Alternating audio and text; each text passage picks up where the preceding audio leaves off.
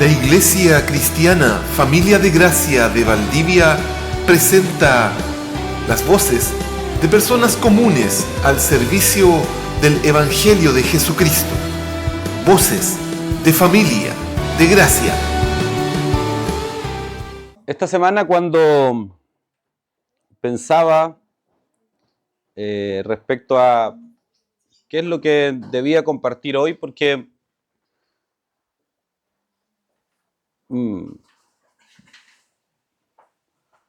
a diferencia quizás de, por ejemplo, la instancia que tuvimos la semana pasada, que hay un seminario, que hay un poco más de extensión, cuando uno está acá en este contexto, al menos para mí es muy importante tratar de entender de parte del Señor qué es aquello, de todo aquello de lo cual el Señor nos ha hablado como personal y colectivamente, qué es aquello lo cual el Señor quiere en su soberanía, en su tiempo, poder compartir y poder hablar a su pueblo. La Escritura enseña que los que estamos acá, los que predicamos, los que compartimos, lo hacemos delante de Dios, eso dice Corintios, y de parte de Dios. Y por lo tanto, para mí, yo estoy seguro que para todo el resto de los hermanos que ofician este honroso servicio al Señor, es muy relevante el tratar de entender bien de parte del Señor qué es, insisto, voy a decirlo así metafóricamente para que me entiendan, del pozo infinito de verdades que el Evangelio nos entrega, qué es aquello que Él en este momento, hoy 5 de mayo, quiere hablarnos. Y le decía al Señor, Señor, inspira mi corazón, dirige qué es aquello de lo cual deba compartir. Y me río porque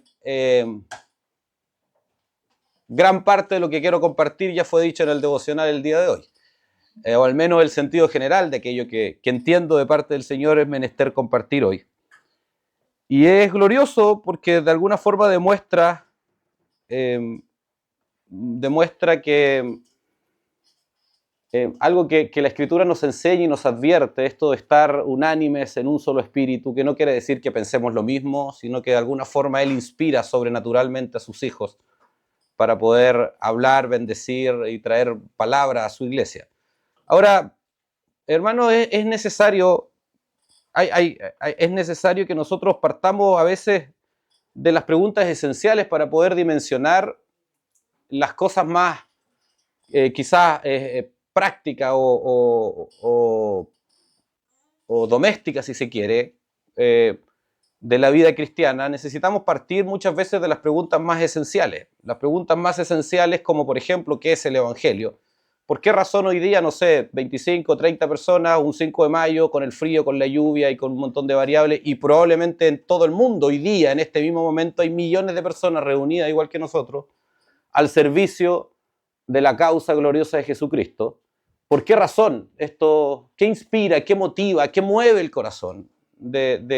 Estoy seguro que muchos de nosotros, y todos o cada uno de nosotros, seguramente no está aquí porque no tengan nada más que hacer, sino porque de alguna forma entendemos que es necesario esto. Bueno, esencialmente, hermanos, y esto no debemos perderlo de vista nunca, esencialmente el Evangelio es la verdad revelada de Dios que nos enseña que cada alma humana, desde el vientre de su madre, como el más pequeño creo que es Gaspar hoy día, ¿no?, de la congregación, desde el niño hasta el adulto, sin importar la edad, nace en un estado, del momento de la concepción, nace en un estado de separación absoluta de Dios,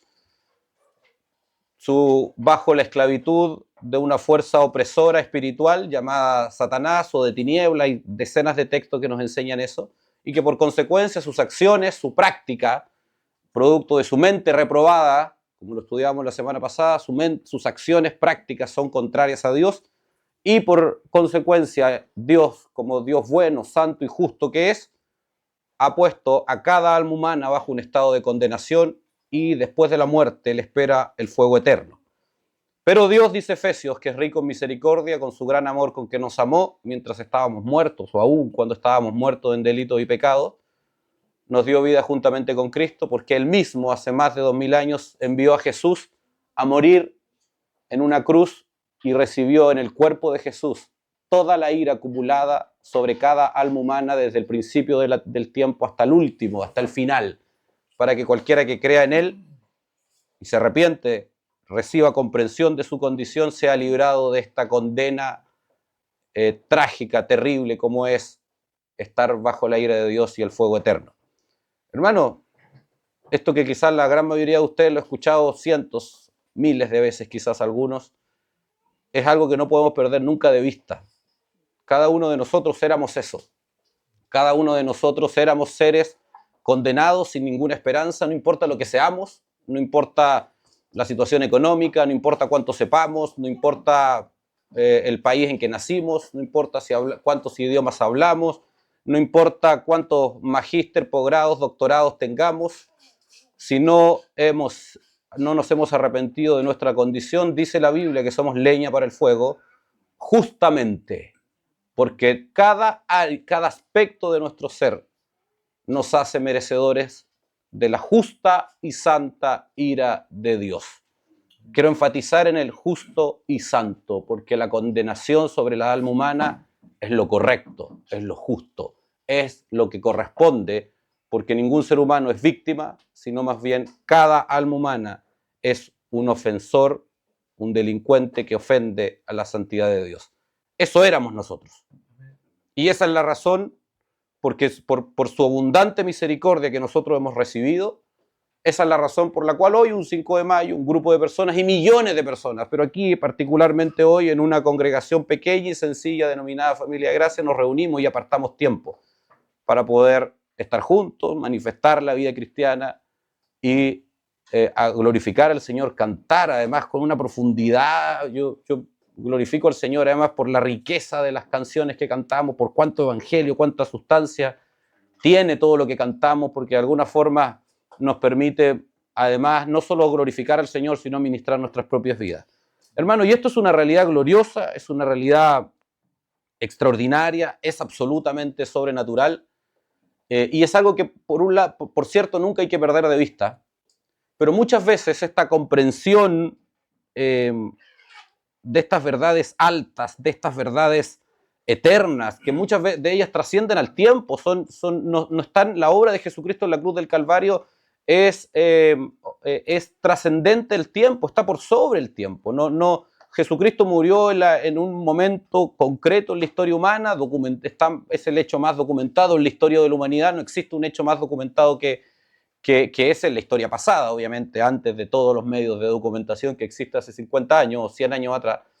Pero la muerte de Jesús en la cruz es un hecho absolutamente irrefutable y tuvo trascendencia, a pesar de que ocurrió en un momento de la historia, tuvo impacto hacia atrás y tuvo impacto hacia adelante. Hoy día, cada persona que se arrepiente puede experimentar y gozar de los méritos de Jesucristo crucificado hace 2000 años atrás.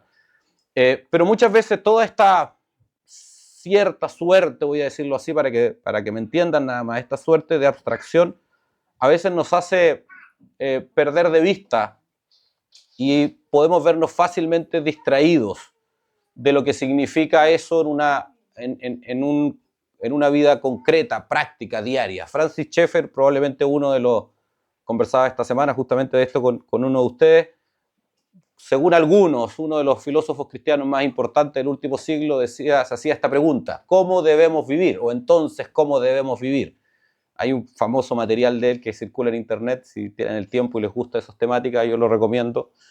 Y la pregunta en el fondo es, ok, ya, Dios pasó todo esto que yo ya he descrito, gloriosamente, que por cierto es una realidad sublime, extraordinaria, sobrenatural, nos transformó, y es una verdad trascendente, pero ¿cómo impacta eso cuando yo, conmigo, hipotéticamente, no es que sea así, para aquel que labra la tierra 8 horas al día en su casa, en su campo? ¿Cómo funciona esto para aquel chofer de un vehículo de transporte público? ¿Cómo funciona esto para aquel que trabaja en un hospital, en el ámbito de la salud? ¿Cómo funciona esto para el profesor en una sala? ¿Me entienden? ¿Cómo esta realidad sobrenatural de alguna forma tiene un asidero, un arraigo en nuestra vida cotidiana? Hermano, cuando nosotros vamos a la Escritura, hay un famoso texto, Mateo 11:30. El texto lo conocemos, dice: porque mi yugo es fácil y ligera mi carga. Ni si uno lee los versículos precedentes, dice, llevad mi yugo, 29, llevad mi yugo sobre vosotros y aprended de mí que soy manso y humilde de corazón y hallaréis descanso sobre vuestras almas. Y si leemos el anterior, dice, venid a mí todos los que estáis trabajados y cargados y yo os haré descansar. Y si seguimos leyendo hacia arriba, al menos un ejercicio que yo hago, me gusta hacerlo, leerlos al revés, parece muy paradójico porque me permite ir entendiendo cómo se va de alguna forma desarrollando la idea, sobre todo cuando están estos conectores entre medio. Y usted va a encontrar que el texto, en general, el contexto general de lo que Jesús está diciendo, está haciendo una comparación respecto a algunas ciudades que él visitó. Y Jesús dice, hay ciudades en las cuales yo estuve que no consideraron mi mensaje, y el juicio sobre esas ciudades va a ser aún peor que de otras ciudades. No me quiero detener mayormente en eso, porque no es el foco en sí. Pero cuando nosotros vamos a la Escritura, el texto, la Escritura nos enseña el contexto del texto de que mi yugo es fácil y ligera mi carga, que por cierto hay que hacer algunas precisiones particulares o dimensionar de mejor forma lo que quiere decir ese texto, ya voy a ir allá. Pero el contexto de este texto es que aquel que más recibió, más juicio tiene. Eso es lo que Jesús está diciendo. Jesús está diciendo las ciudades que me recibieron a mí, en las cuales yo estuve y no me recibieron, quiero decir, el juicio sobre esa va a ser aún peor que aquellas, por ejemplo, Sodoma, que el juicio fue feroz, pero no estuve yo ahí.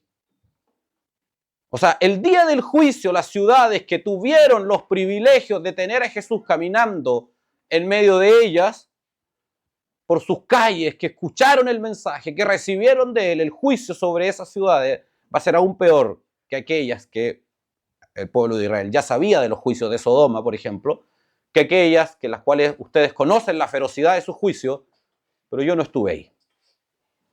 Hermanos, ¿qué nos enseña este texto? Primeramente, nos enseña que a medida que más recibimos del Señor, más responsables somos. Nos enseña que a medida que más comprendemos de las verdades sobrenaturales de Dios, más culpables de ellas somos. Dios demanda de nosotros cada vez más a medida que más nos da. Y después de eso, Jesucristo dice esto: mi yugo es fácil y mi carga es ligera, o ligera es mi carga. La palabra fácil que sale ahí es interesante porque si bien significa para varias traducciones fácil, suave, es una palabra, el término en sí es una palabra que también nos enseña, se refiere a la benignidad. De hecho, puede ser correctamente traducido también mi yugo es bueno. Porque la palabra en sí también indica, otro de los sentidos de ese término es bueno, es algo benigno, es algo piadoso, es algo correcto. Y mi carga es ligera, es fácil de llevar. La palabra carga que aparece acá es una palabra que habla de una carga personal, no es una carga transferible. Porque la relación con Jesucristo y la responsabilidad que cada uno de nosotros tiene es absolutamente personal.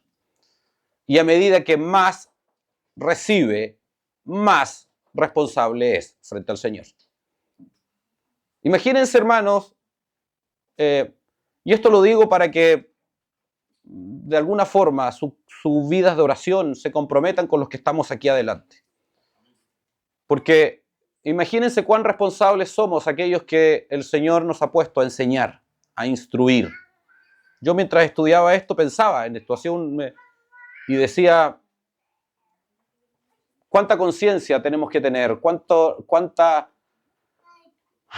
esfuerzo requiere esto? Prácticamente eso es el énfasis que quiero compartir hoy día, del compromiso personal, de la responsabilidad personal que los cristianos tenemos. En respuesta justamente a esta pregunta que Schaeffer planteaba de cómo debemos vivir. Hermano, mientras más hablamos, mientras más decimos las verdades sobrenaturales de Dios, más responsables somos por cada una de ellas. Mientras más presumimos de santidad, más santidad se nos demanda. Mientras más corregimos al otro, más juzgados por esas correcciones somos. Eso es lo que la Escritura dice. Si juzgas a otro, a ti mismo te juzgas.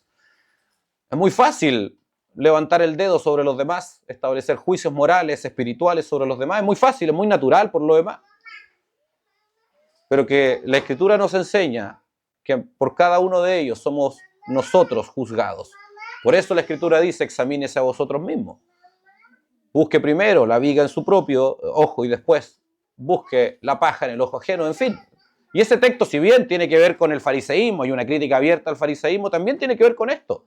Con que si yo tengo la capacidad moral, intelectual, espiritual de establecer lo que está malo en el otro, entonces esa misma capacidad me hace a mí culpable y responsable de que ese acto al cual estoy juzgando al otro, esa acción, lo que sea, un pensamiento, cualquier cosa, cualquier cosa que sea, de la naturaleza que sea, yo también tengo que examinar y revisar cómo estoy yo frente a eso. Porque el que más recibe, más responsable es. Entonces la pregunta es, si hemos recibido tanto, ¿estamos respondiendo correcta y proporcionalmente a todo lo que hemos recibido?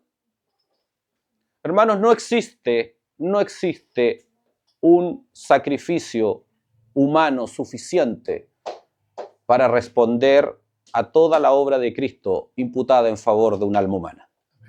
¿Qué quiero decir con esto? No hay nada que podamos hacer, ni la vida entera en agonía, en sacrificio, en sufrimiento, en servicio, en devoción, ni cada segundo de la existencia responderán correcta y proporcionalmente a lo que Él ha hecho en favor nuestro. La pregunta es entonces, como no hay nada que podamos hacer, como no hay ninguna acción que pueda equiparar todo lo que hemos recibido, lo que la Escritura nos demanda es que actuemos conforme a nuestra propia conciencia. Porque no se trata de lo que hagamos. No estamos mejor porque hacemos más, pero estamos bien cuando hacemos todo aquello que se nos demanda. ¿Me entienden la diferencia? No soy más, lo digo así de otra forma, a ver si me explico mejor. No soy más santo porque hago más cosas santas. No estoy mejor con el Señor porque hago más cosas correctas o que Dios demande. Esa es la gloria del Evangelio. No se trata de nuestras acciones, porque no hay nada que podamos hacer que sea suficiente para quitar el peso de nuestra propia injusticia. Por eso Jesucristo fue a la cruz y ocupó nuestro lugar, y Él consumó completamente toda la obra. Y es glorioso, es extraordinario. Pero no termina ahí la historia. Porque Él, al morir, nos imputó su justicia y nosotros fuimos imputados en su muerte y por lo tanto estamos muertos. Nuestra vida entera fue puesta en el cuerpo de Jesús y por consecuencia estamos muertos para servir, muertos en su cuerpo, para servir en esta nueva vida bajo el señorío presente, permanente, cotidiano de Jesucristo. Entonces, ¿cómo es que debemos vivir? Conforme a lo que nuestra conciencia dicte, conforme a la revelación del Evangelio, conforme a lo que Él nos enseñe, conforme a lo que Él vaya manifestando a nuestra vida.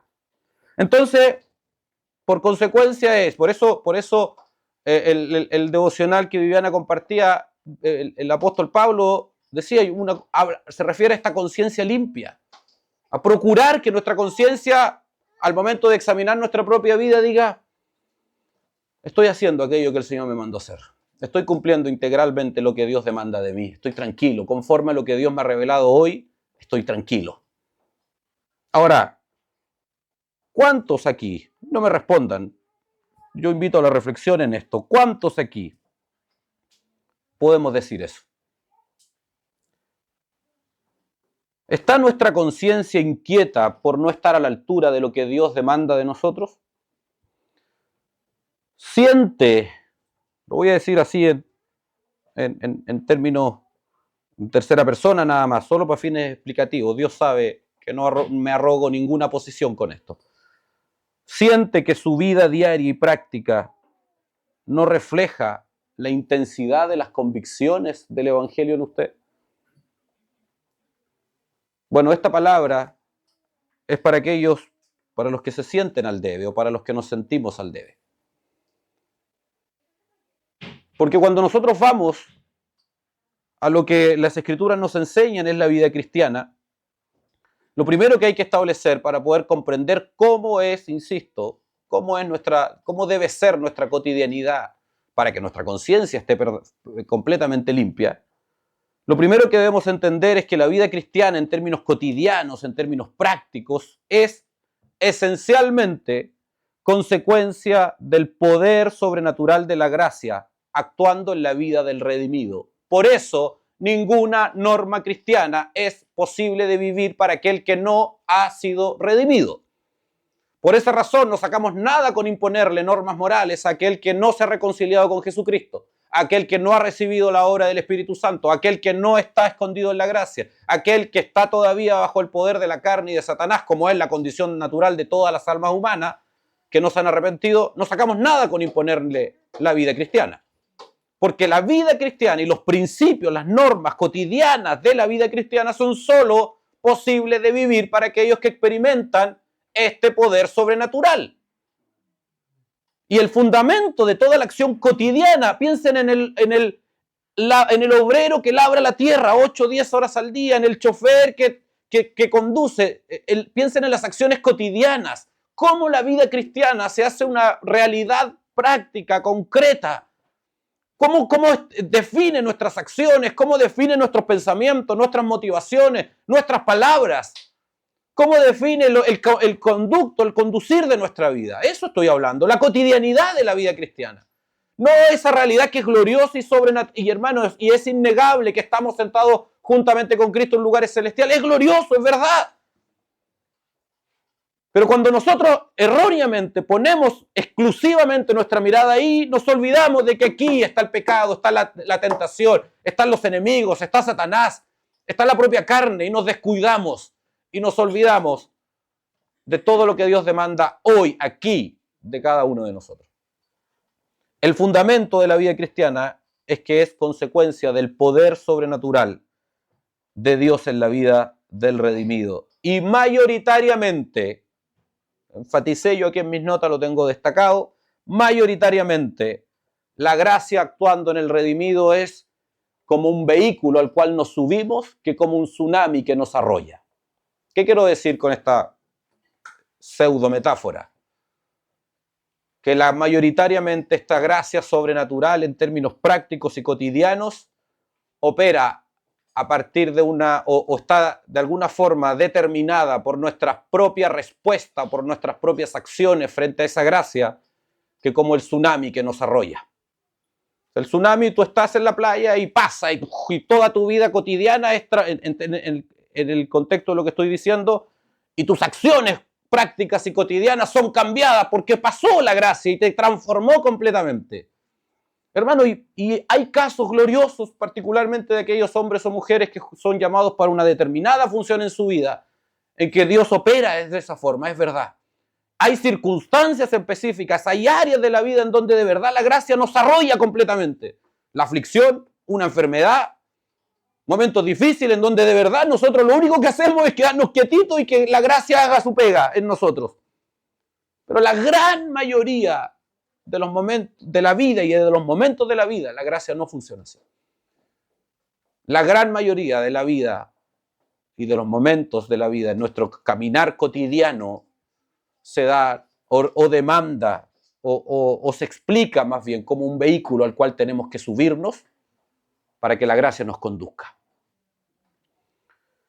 Por consecuencia, entonces, un aspecto de la vida cristiana esencialmente es que exige disposición sacrificial para que ésta se manifieste en cada uno de nosotros.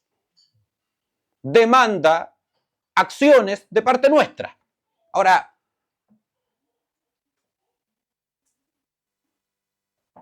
hermano, déjenme contarles una historia para que se entienda esto. Estaba Jesús caminando, creo que algunos lo han escuchado, pero para mí me parece una forma muy práctica de explicar cómo es que opera esta realidad sobrenatural versus estas acciones prácticas y cotidianas a las cuales estoy enfatizando el día de hoy. Jesús estaba caminando en medio de eso y había un publicano dedicado al negocio llamado Mateo. Los que han visto Chosen, la historia de Mateo es un personaje bien interesante y protagónico, entiendo, yo he visto solo fragmentos, ¿no? Y Mateo está ahí, de publicano, ustedes conocen la historia, un paria de la sociedad, y pasa Jesús al lado y le dice, sígueme. Esta historia es una figura, hermanos, nada más. Por lo tanto, voy a ser bíblicamente impreciso solo para enfatizar en algo, nada más. Y le dice, sígueme. Mateo deja todas sus cosas, toda su vida, todo lo que el valor, el estatus que él tiene y lo sigue. ¿Qué vio la gente que está al lado? Vio a Mateo que simplemente abandonó todas las cosas que tenía, su dinero, su mesa de los impuestos, no sé si dejó el dinero o no, da igual, y siguió a Jesús. Cuando le preguntan a Mateo, más allá, Mateo, allá hay un primo, va y se acerca, insisto, esto es una figura, y le dice, Mateo, ¿por qué dejaste todo lo que tú eras, tu estatus, tu poder, tu dinero, para seguir a este hombre? Mateo dice, no sé, ¿sabes que yo estaba ahí, él pasó, y yo lo escuché, y yo dije, y él me dijo sí, y me lo dijo de tal forma que quise seguirlo. Pero Mateo, ¿y dejaste todo lo que está ahí? Sí, pero no me importó. Yo quise seguirlo simplemente a él. Se encuentra con alguien más, su mamá, y le dice, hijo, ¿por qué dejaste tu estatus y todo lo que tenías? ¿Sabes qué, mamá? No sé, yo estaba bien, era rico, tenía todo acceso a un montón de cosas. Pero pasó este hombre y me encandiló con sus palabras. Y yo quise seguirlo. Pasa el tiempo y Jesús se para frente a sus discípulos, entre esos a Mateo, y Jesús dice, ustedes no me siguieron a mí, porque nadie viene a mí si el propio Padre no lo arrastra. ¿Me entiende? Y Mateo dice, pero yo quise. No, pero tú no querías. Tú quisiste porque el Padre quiso. Y el Padre hizo en ti todo lo necesario para que tú fueras. Entonces, volviendo a lo que nos reúne hoy, la vida cristiana es esa realidad sobrenatural, hermano, que es la intervención directa del poder sobrenatural aplicado en la cotidianidad, en el obrero, en el chofer, en el médico, en la enfermera, en el kinesiólogo, en el matrón, en el ingeniero, en la vida es el poder sobrenatural de Dios actuando, al cual hay que subirse por medio, como un vehículo, por medio de una disposición sacrificial.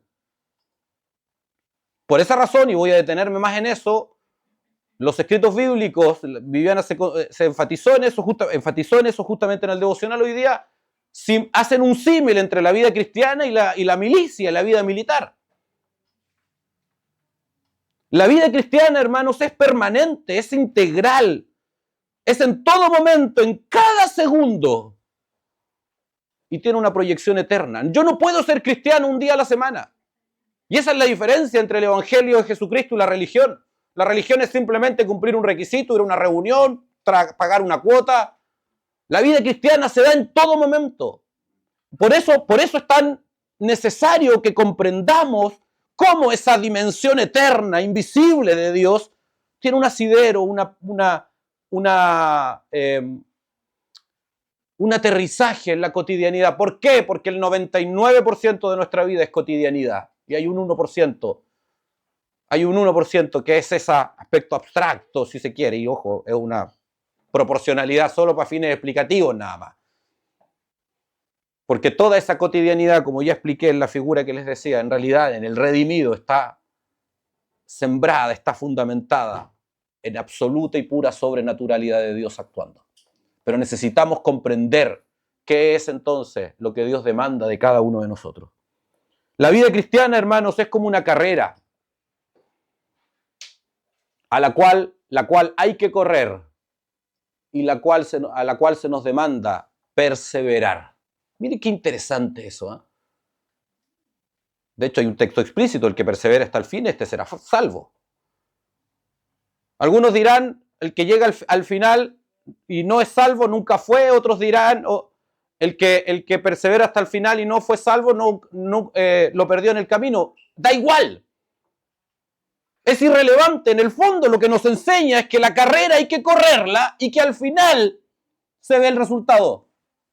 Da lo mismo lo que tú hiciste antes, da lo mismo cuánto te esforzaste antes, el final es lo que importa. La carrera se va al final, se sabe al final. El resultado, se sabe al final. Y eso, por consecuencia, exige como buen deportista constancia, disciplina, intensidad, rigor. La intensidad de la vida cristiana se mide, y esto, hermano, esto es glorioso, se mide por fidelidad, porque no se trata de acciones, se trata de cuán fieles somos. Nosotros no creamos nada. No hay un ritual que nosotros podamos inventar para estar mejor con el Señor. No hay una actividad nueva que tengamos que crear.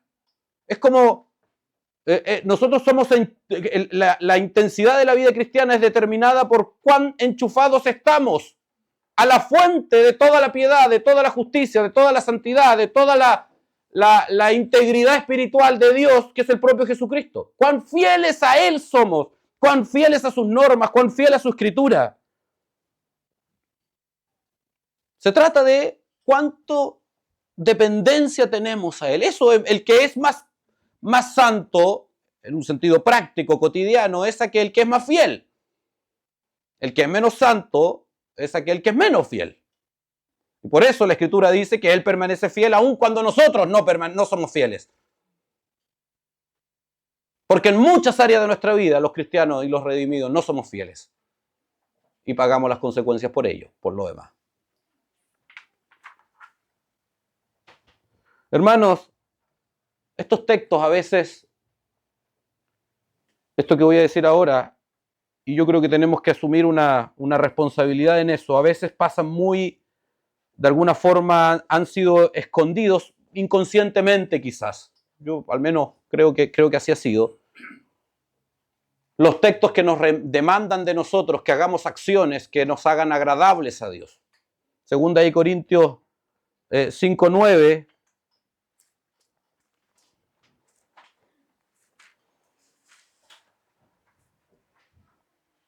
Por tanto, dice, procuramos también, o ausentes o presentes, serle agradables, porque es necesario que todos nosotros comparezcamos ante el tribunal de Cristo. O sea, el apóstol Pablo está diciendo que procuran, que hay una decisión, que hay una vocación personal, que su voluntad está comprometida, sus acciones están comprometidas con ser agradables al Señor. Si uno dice, no, pero si es todo por gracia, sí es todo por gracia. Pero cuando uno enfatiza mucho en la gracia, perdemos de vista que Dios demanda que hoy día, ahora, 5 de mayo del año 2024, yo hoy quiera, procure, me esfuerce, me dedique a serle agradable al Señor. Y va a pasar el tiempo y Dios, si Dios lo permite, va a mostrar nuestra vida, va a decir ese 5 de mayo, tú quisiste ser agradable a Dios, pero si no hubiese sido por el poder de mi gracia, nunca habrías podido. Pero tú tienes que querer ser agradable, tú tienes que poner tu esfuerzo, tú tienes que dedicarte. Pero nunca eres tú, es la gracia de Dios contigo. Y esa es la gloria del Evangelio que nos permite a nosotros, los redimidos, en su poder y por su poder, hacer acciones agradables que son aceptas hoy por el sacrificio de Cristo, dice el propio apóstol Pablo más adelante después. Pero nosotros procuramos. Cada redimido procura hacer cosas y actos agradables a Dios. Eso pone un peso, hermano, que necesitamos aprender a llevar. Necesitamos aprender a llevar la responsabilidad que significa ser un redimido. Las demandas de santidad, las demandas de rigor, las demandas de constancia que Él exige de nosotros, las demandas de disciplina espiritual que Él exige de nosotros. Por esa razón, la vida cristiana es lo más parecido a una carrera militar. Por ejemplo, la carrera militar implica, o uno de los elementos que nos entrega, es una separación de la vida anterior. Está lo civil y está lo militar. Los militares no tienen otra opción. La vida militar o la vida civil. El que es civil no es militar, el que es militar no es civil. De hecho, los civiles que se vuelven militares pasan a ser militares. Por eso tienes médicos en el mundo y tienen grado. Porque hay dos mundos, dos áreas simplemente. Y cuando se vuelve militar se deja de ser civil. No tengo claro, pero me da la impresión que el militar nunca puede volver a ser civil, ni cuando se jubila. Creo que sigue manteniendo su grado, no lo sé la verdad. Pero en el fondo nos enseña esta, por decirlo así, dicotomía, si se quiere decir, en un buen sentido, o esta división entre dos mundos, que implica una separación completa con lo que se era. Según de Timoteo 2, que fue el texto que Viviana nos leyó en el devocional.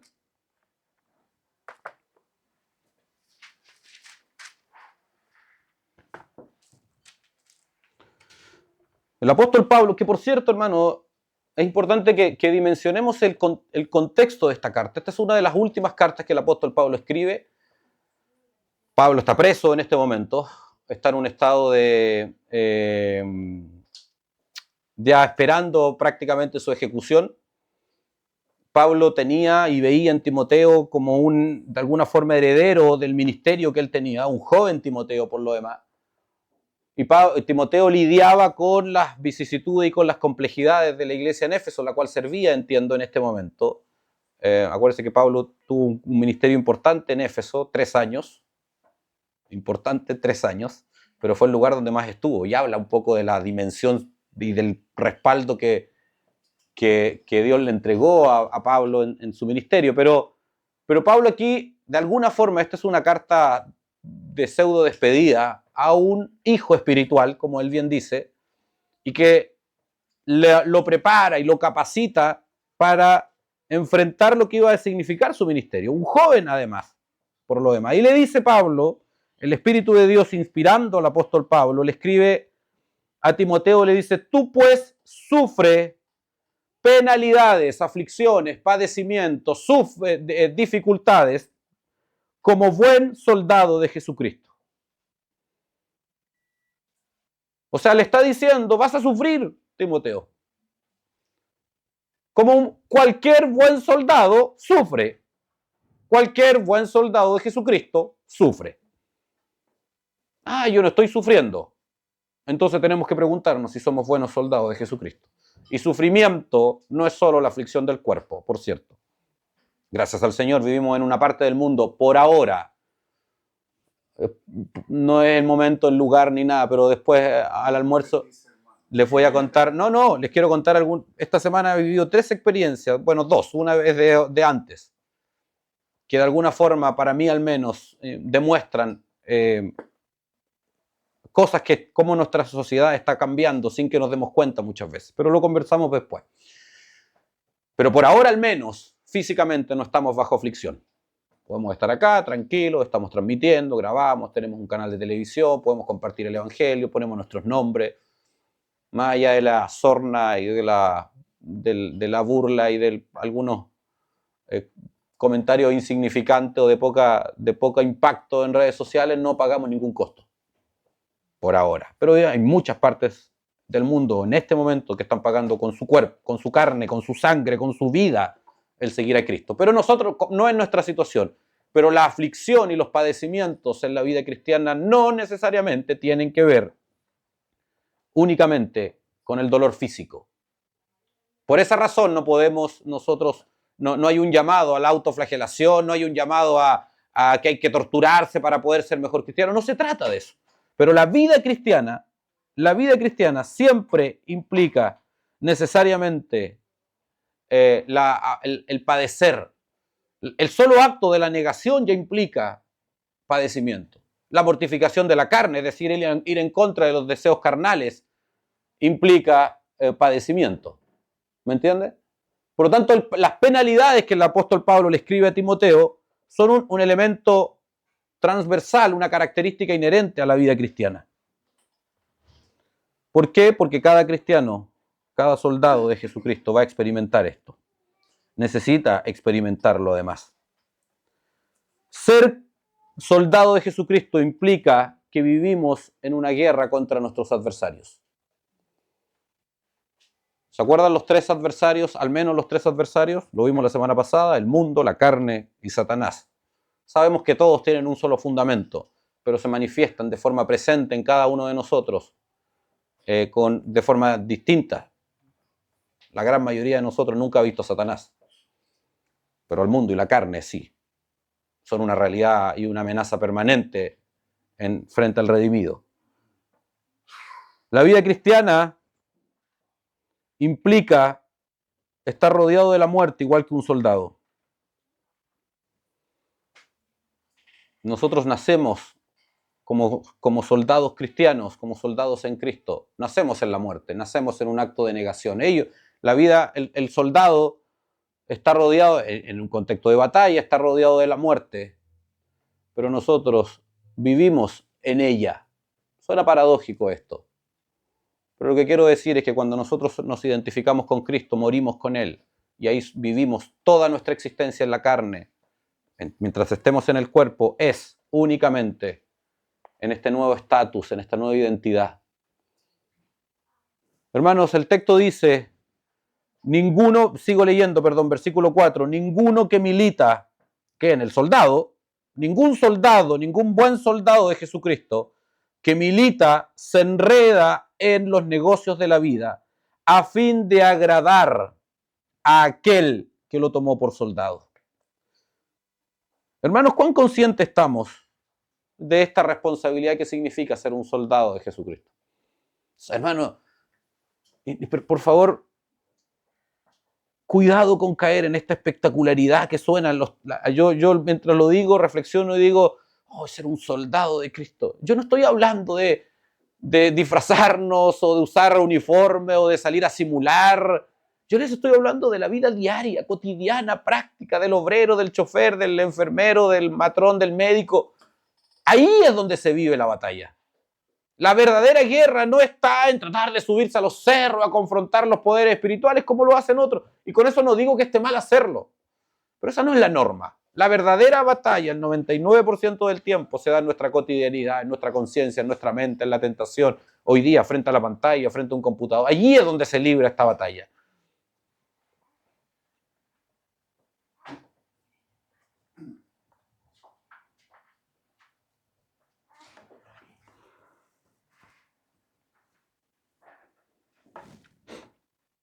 Por esa razón, un soldado tiene el foco puesto en la batalla. Por eso Pablo dice, ninguno que milita se enreda en los negocios de la vida. Porque ningún buen soldado es un buen soldado, sirve correctamente a aquel que lo tomó por soldado si está distraído en la batalla. Se trata de estar concentrado y enfocado. Hebreo nos dice, siguiendo, puestos los ojos en Él, despojándonos de todo peso y el pecado, lo cantamos inclusive, que nos aqueja. Porque ser un soldado de Jesucristo implica necesariamente que nuestros ojos, nuestro foco, esté puesto en las causas, en el fundamento de nuestra guerra, en los adversarios. Por esa razón, hermanos, la vida cristiana demanda de nosotros foco, concentración y tiempo. Necesitamos aprender a dedicarle tiempo a la formación del carácter de Cristo en nosotros. Necesitamos aprender a comprometernos práctica y cotidianamente en la formación del carácter de Cristo en nosotros. No, pero si tenemos la mente de Cristo, sí, sobrenaturalmente tenemos la mente de Cristo, pero usted y yo sabemos que muchos de sus pensamientos no tienen nada que ver con Cristo. Bueno, parece aquí una paradoja. No hay una paradoja. La Escritura es clara. Santificados, esforzados, solícitos, constantes. Disciplina, constancia, tiempo, compromiso. Yo les decía hace un par de seminarios atrás, no sé si recuerdan, más o menos, dicen algunos estudiosos, el 70% de los adjetivos del cristiano, de las descripciones del cristiano, de la vida cristiana, están en el Nuevo Testamento, son descriptivos, eso quiero decir. O sea, dicen que los cristianos son de determinada forma. No son imperativos. No les dice sean de determinada forma, sino dice el árbol bueno da buen fruto. ¿Me entiendes? Y refieren a descripciones de cómo un redimido es, porque la obra de Cristo en nosotros nos hace ser de determinada forma. Pero es verdad, y esa es la gloria del Evangelio, que la gracia opera en nosotros sobrenaturalmente, porque es un respaldo sobrenatural que nos va purificando, santificando. Pero hermano, si es que esta estadística es correcta, no perdamos de vista el otro 30%, en donde se demanda de nosotros acciones concretas, prácticas, constancia, disciplina, entrega, sacrificio, negación. Tome su cruz cada día.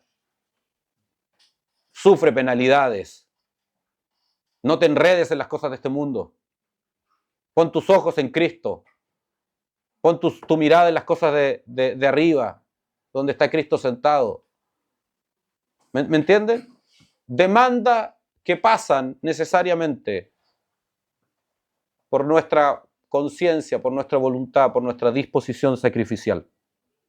Hermanos, por esa razón necesitamos aprender a dedicarle tiempo. Esta semana sacamos un video en la fundación justamente sobre esto, la vida rápida. Y por cierto, es un video que tiene un foco evangelístico, que hace un llamado a bajarse de este tren a alta velocidad y comenzar a vivir, porque solo en la vida se puede conocer a Dios. Y eso es así. Está escrito para los hombres que mueran una sola vez y después de esto el juicio. Aquel que muere, que vive una vida de carreras, tratando de servir a la carne, al mundo, a sus principios, al éxito, al agradar a todos, menos a Dios, en el fondo cuando muere ya no tiene ninguna posibilidad de poder. Y lo espera, como ya dije, como ya la Escritura nos enseña reiteradamente, lo espera un juicio eterno. Y el video enfatizaba en eso, pero hermano, pero no perdamos de vista que muchas veces nosotros mismos vivimos en esa misma carrera. Gracias al Señor conocimos al Señor, si es que hemos conocido al Señor, pero es imposible crecer en la vida cristiana como buen soldado si no nos dedicamos tiempo, si no nos entrenamos en el oficio de las disciplinas espirituales.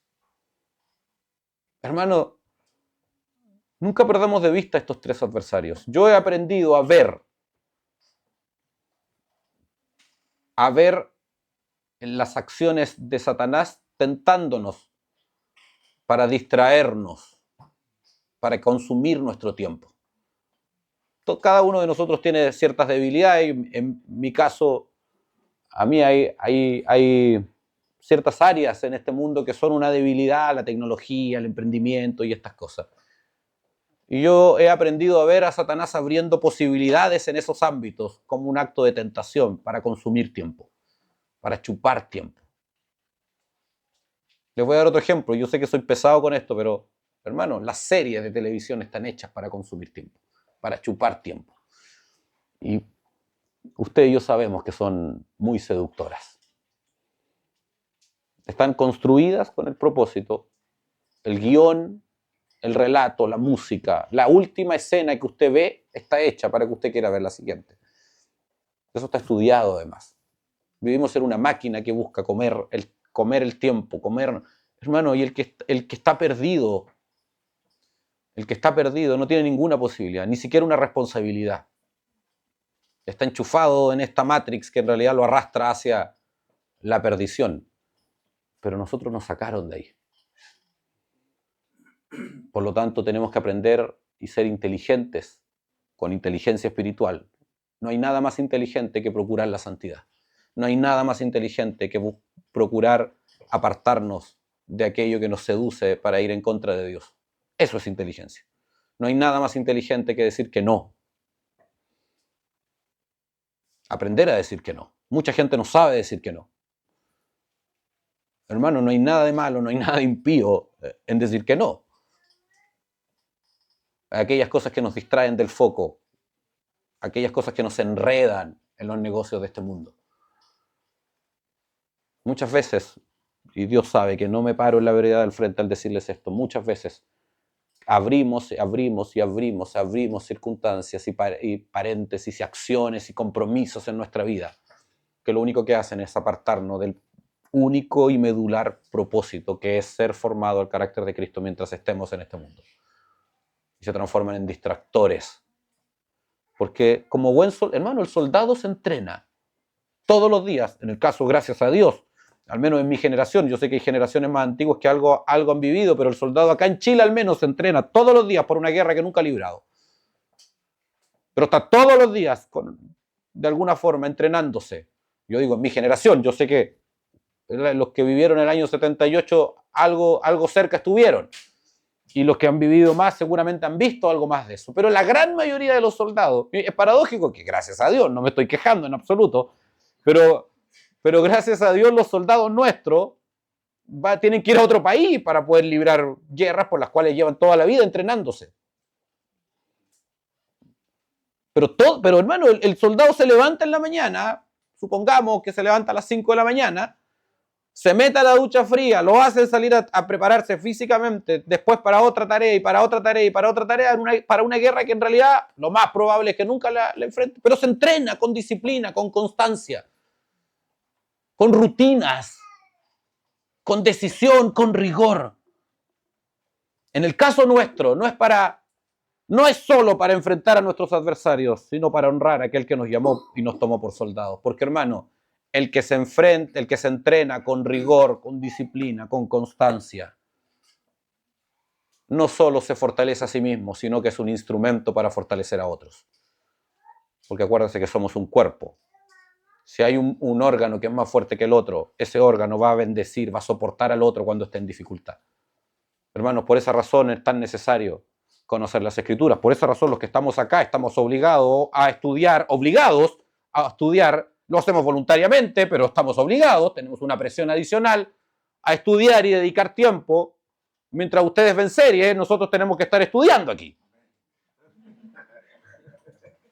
Pero hermano, y no estoy presumiendo de esto, estoy diciendo que mientras, de alguna forma, por esa obligatoriedad, esa disciplina que nos demanda el oficio de compartir y de predicar el Evangelio, ustedes son bendecidos. Imagínense si todos hicieran eso, ¿cuántos más se verían bendecidos? Imagínense si dedicaran las mismas 3, 4 horas que podemos dedicar a algunos de los que estamos, por la obligatoriedad de las enseñanzas, de los tiempos, de las atenciones que implica, si cada uno de ustedes dedicaran eso, ¿cuánto más ustedes crecerían y cuánto más bendecirían a otros? Eso es lo que estoy tratando de decir. El soldado que se entrena, que es constante, que define estrategias, metodologías para hacerlo, no solo se fortalece a sí mismo, sino que es un instrumento para fortalecer a otros. 1 Corintios 15, 58 dice: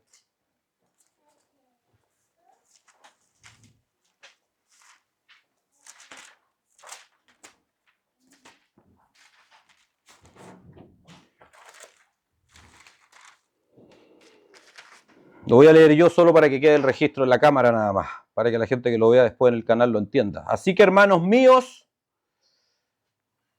amados, estad firmes y constantes, creciendo en la obra del Señor siempre, sabiendo que vuestro trabajo en el Señor no es en vano. Hermanos, vivimos en una generación que ha pisoteado la constancia. La ha menospreciado absolutamente. Porque somos una generación de la instantaneidad, donde las cosas son a un clic, a un touch hoy día. Antes era un clic, hoy día es simplemente un touch. Y les aseguro que el día de mañana va a ser un pensamiento. Ya hay avances respecto a conectar el cerebro directamente, donde las interfaces de comunicación hombre-máquina ya no sean físicas, sino meramente, no sé cómo decirlo, pero pensamientos. Telemáticas serán, no sé cuál es la expresión para decirlo. Lo aprenderemos cuando sea el momento. No sé si lo veré, pero quizá algunos de ustedes verán eso, quiero decir. Pero eso ha construido una deformación que ha afectado el pensamiento cristiano, porque ya no hay constancia. Las cosas se hacen una vez y no funcionan, chao. Hermano, pensaba en eso hace poco y se lo compartía a un hermano. Ninguno de nosotros aquí hoy día podría estar escuchando el glorioso evangelio si miles de hombres antes que nosotros no hubiesen venido a este país, algunos de ellos a morir literalmente acá, como misioneros. No existe hoy día, o sea, todas las iglesias fundadas en alguna parte del mundo tienen como origen el trabajo misionero de alguien.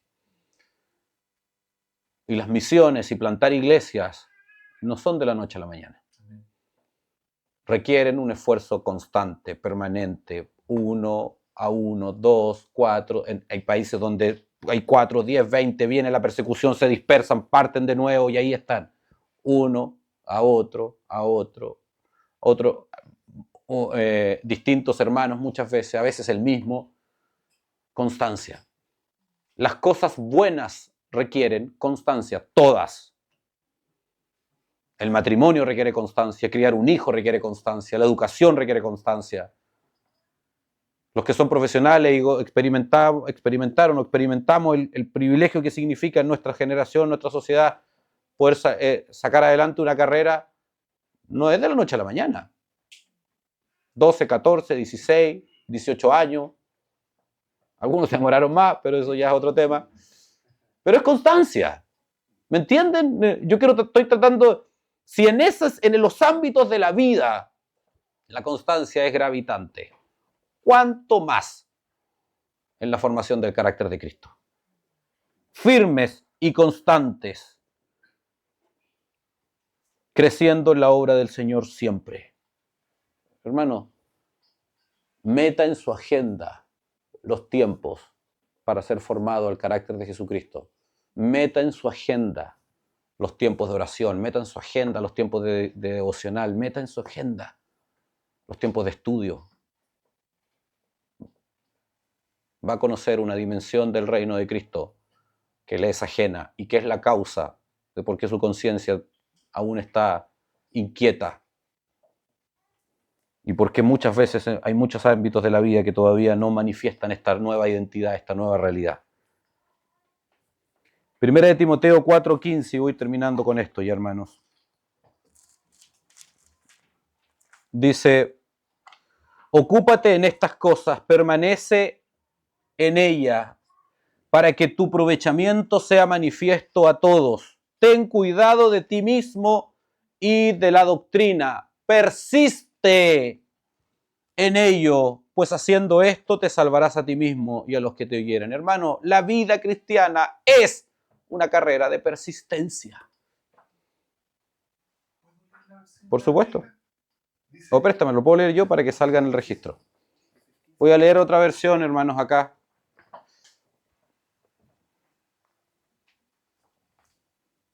Es el 15-16, ¿no?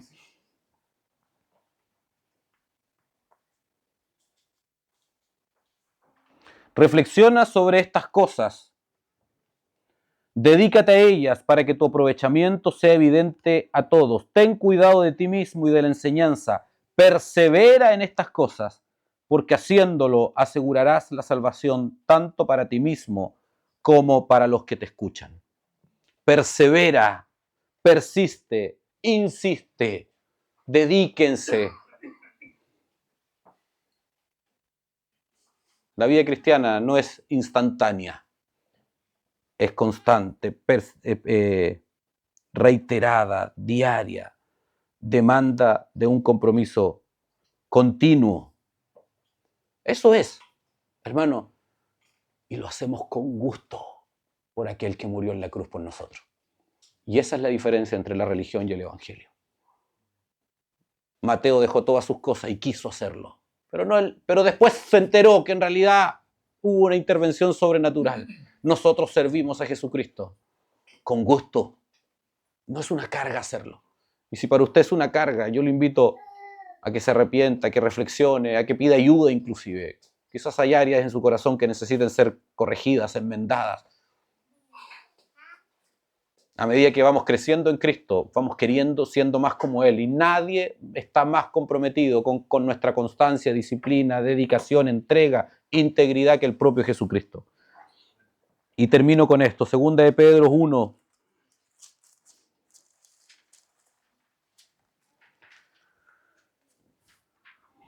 Dice, voy a leer del versículo 3 al versículo 11. Como todas las cosas que pertenecen a la vida y a la piedad, nos han sido dadas por su divino poder, mediante el conocimiento de aquel que nos llamó por su gloria y excelencia. Hermano, yo voy a leer el texto rápido, me voy a detener en algunas cosas, pero de verdad, por favor, dedíquele una hora a la semana, esta semana, a revisar este texto con calma. Hay mucha luz, mucha revelación en este texto, porque aquí es donde, en este texto, esta porción de texto, muestra cómo se vinculan estas dos realidades, la sobrenaturalidad, la naturaleza divina operando en el redimido, y la responsabilidad que cada uno tiene frente a la magnitud de ese poder actuando en nosotros. Pero ahora yo solo lo voy a leer en honor al tiempo nada más, y me voy a enfatizar en un par de cosas, no puedo en todo hoy día. Dice, como todas las cosas que pertenecen a la vida y a la piedad nos han sido dadas por su divino poder, mediante el conocimiento de aquel que nos llamó por su gloria y excelencia, por medio de las cuales nos ha dado preciosas y grandísimas promesas, para que por ellas llegases a ser participantes de la naturaleza divina, habiendo huido de la corrupción que hay en el mundo a causa de la concupiscencia. Vosotros también, poniendo toda diligencia, poder sobrenatural, promesas eternas, gloriosas actuando en nosotros, ahora ustedes pongan toda diligencia por esto mismo. Añadid a vuestra fe virtud, a la virtud conocimiento, al conocimiento dominio propio, al dominio propio paciencia, a la paciencia piedad, a la piedad afecto fraternal y al afecto fraternal amor. Porque si estas cosas están en vosotros y abundan, no os dejarán estar ociosos ni sin fruto en cuanto al conocimiento de nuestro Señor Jesucristo. Si están todas estas cosas, es imposible que estemos ociosos. Veía, hermano, anoche, a modo de meme, tristemente no es un meme, me mandaban una fotografía de un evento que se va a hacer en Pucón. Ustedes bien saben que por razones laborales estoy vinculado con esa zona. Un tipo iba a dar en un evento, se identificaba a sí mismo como experto en ocio. Y más allá del meme que hay de por medio, a mí me hizo reflexionar que alguien se atreva a ponerlo así porque va a ser sujeto de broma. Me imagino que tiene algún sentido. Quiero creer que en el fondo el sentido es más bien hacer un llamado a bajar a la quietud. No lo sé, la verdad. Quiero pensar de buena fe. Pero en el fondo lo que quiero decir es que a la luz de la Escritura, la vida cristiana es absolutamente contraria al ocio. Y ojo, ocio, lo contrario a ocio no es hacer muchas cosas. Lo contrario a ocio no es correr todo el día. Lo contrario a ocio no es vivir estresados tratando de cumplir algún estándar ni siquiera piadoso o cristiano. No es un llamado a eso, pero la Escritura denuncia, y es a lo que nos reúne hoy al menos, denuncia el ocio. Porque cuando la sobrenaturalidad de Dios, voy a decirlo así solo para que me entiendan nada más, cuando la sobrenaturalidad de Dios se junta con la diligencia, es imposible estar ociosos, sino que inevitablemente, irremediablemente producirá un abundante conocimiento de Jesucristo en sus hijos. Diligencia sumado, y espero me entiendan lo que quiero decir, porque la diligencia tiene como fundamento la sobrenaturalidad. Pero Dios demanda que mi voluntad, que mi deseo, que yo quiera, que yo me comprometa, que yo despierte, que yo ponga el despertador. Si es que entiendo de parte del Señor que tengo que orar en la mañana, yo tengo que poner el despertador. Dios no va a venir un ángel a tirarme la patita y decir, levántate, hay que orar. No funciona así. Aunque usted y yo sabemos que a veces pone alguna que otra situación que nos hace levantarnos en la mañana a orar. Es muy entretenido el Señor al que servimos. De alguna forma se las arregla para lograr eso. Pero la gran mayoría del tiempo Él demanda de nosotros diligencia. Yo pongo el despertador. Yo me levanto. Yo procuro, me esfuerzo con sueños si es necesario, cumplir aquello que entiendo es necesario, conforme a la medida de fe que me ha sido dada. Y termino con el texto que estoy de segunda de Pedro. Leo el versículo 8 nuevamente. Porque si estas cosas están en vosotros y abundan, no os dejarán estar ociosos, ni sin fruto en cuanto al conocimiento de nuestro Señor Jesucristo. Pero el que no tiene estas cosas tiene la vista muy corta, es ciego, habiendo olvidado la purificación de sus antiguos pecados. Por lo cual, hermanos, tanto más procurad hacer firme vuestra vocación y elección, porque haciendo estas cosas no caerás jamás. Porque de esta manera os será otorgada amplia y generosa entrada al reino eterno de nuestro Señor y Salvador Jesucristo. Hermano, de verdad, les exhorto, dediquen una hora esta semana, revisen este texto con calma. Es hermoso, es glorioso y ordena. Porque existe una disputa respecto a la gracia y la responsabilidad del hombre, la soberanía de Dios y la responsabilidad del hombre, la sobrenaturalidad de Dios y el compromiso piadoso de nuestra vida. Aquí se ordena, aquí se aclara. Les exhorto, hermanos, que podamos dimensionar lo que significa el privilegio de haber sido llamado como soldado por Jesucristo, para que en todas las áreas de nuestra vida le honremos a Él. Eso es lo que Él se merece y eso es lo que nosotros necesitamos además. Amén. Así es como debemos vivir, diría Francis Schaeffer. Oremos. Señor, en el nombre de Jesús, gracias por este tiempo, por permitirnos estar hoy acá. Gracias por tu palabra. Yo te pido, Señor, de que tú encarnes tu palabra, que tú traigas luz, inquietes los corazones cuyas conciencias, Señor, están intranquilas, sean, Señor, despertadas por lo que implica la vocación de servirte. Haznos, Señor, y capacítanos en constancia, en disciplina, en rigor, en persistencia, Señor. No permitas que los principios de este mundo nos definan, haznos huir de ellos y permítenos, Señor, ir creciendo en el carácter, en el conocimiento, en la obra de Cristo en cada uno de nosotros, Señor. Gracias por cada momento que hemos vivido. Glorifícate en lo que vendrá. En el nombre de Jesús. Amén.